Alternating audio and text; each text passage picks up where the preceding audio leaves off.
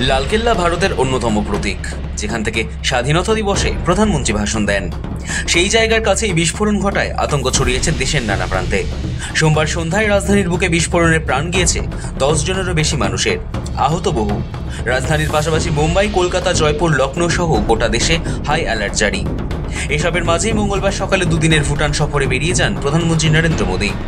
দুদিনের ভুটান সফর শেষ করে বুধবার দেশে ফিরেই বিস্ফোরণে আহতদের দেখতে লোকনায়ক জয়প্রকাশ নারায়ণ হাসপাতালে পৌঁছন প্রধানমন্ত্রী। সেখানে তিনি একে একে আহতদের সঙ্গে দেখা করেন, তাদের সঙ্গে কথা বলে দ্রুত সুস্থতা কামনা করেন। প্রধানমন্ত্রী কথা বলেন চিকিৎসকদের সঙ্গেও। মঙ্গলবারই দিল্লি থেকে ভুটানে গিয়ে রাজধানীর ভয়াবহ বিস্ফোরণ নিয়ে মুখ খোলেন প্রধানমন্ত্রী। সাফ বলেন, এই ষড়যন্ত্রের শিকড় খুঁজে বের করতে হবে। এর নেপথ্যে চক্রান্তকারী যারা রয়েছেন তাদের কাউকে ছেড়ে দেওয়া হবে না। बहुत भारी मन से आया हूं। दिल्ली में हुई भयावह घटना ने सभी के मन को व्यथित कर दिया है। मैं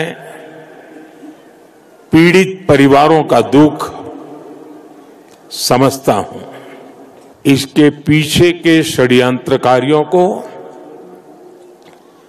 बख्शा नहीं जाएगा। প্রধানমন্ত্রী জানিয়েছেন, ক্ষতিগ্রস্ত পরিবারের পাশে রয়েছে সরকার। এজেন্সি ঘটনার গভীরে গিয়ে তদন্ত করবে, সমস্ত দোষীদের কাঠগড়ায় এনে দাঁড় করানো হবে। हमारी एजेंसियां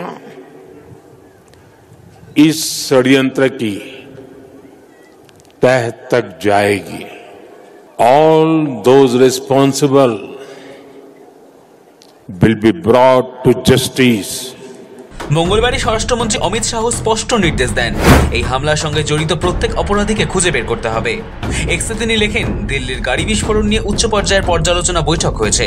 নির্দেশ দেওয়া হয়েছে এই ঘটনার সঙ্গে জড়িত প্রত্যেককে খুঁজে বের করা হোক, দোষীরা কেউই ছাড় পাবে না। এজেন্সিগুলি কঠোরতম পদক্ষেপ নেবে।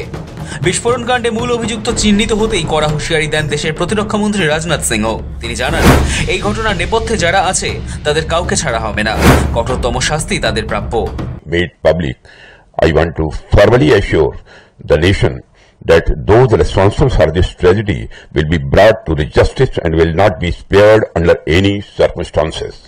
প্রতিরক্ষা মন্ত্রীর মন্তব্যের ঘণ্টাখানেক আগেই তদন্তকারীরা জানিয়েছিলেন, বিস্ফোরণে অভিযুক্ত কাশ্মীরের পুলওয়ামার বাসিন্দা চিকিৎসক উমর মোহাম্মদ। হরিয়ানার ফরিদাবাদে যে বিপুল পরিমাণ বিস্ফোরক উদ্ধার হয়েছে তার সঙ্গে উমরের যোগ মিলেছে বলে দাবি পুলিশের। রাজনাথ সিং বলেন, সরকার এই ঘটনাকে অত্যন্ত গুরুত্বের সঙ্গে দেখছেন। দেশের শীর্ষ তদন্তকারী সংস্থাগুলি দ্রুত ও নিখুঁতভাবে তদন্ত চালাচ্ছে। খুব শীঘ্রই তদন্তের ফলাফল জনসমক্ষে আনা হবে। The country leading investigative agencies are conducting a swift and thorough inquiry into the incident.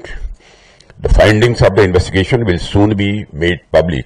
দিল্লির বিস্ফোরণের ঘটনায় ইউএপিএ আইন, ভারতীয় দণ্ডবিধির খুন ও হত্যার চেষ্টার ধারায় মামলা দায়ের করা হয়েছে।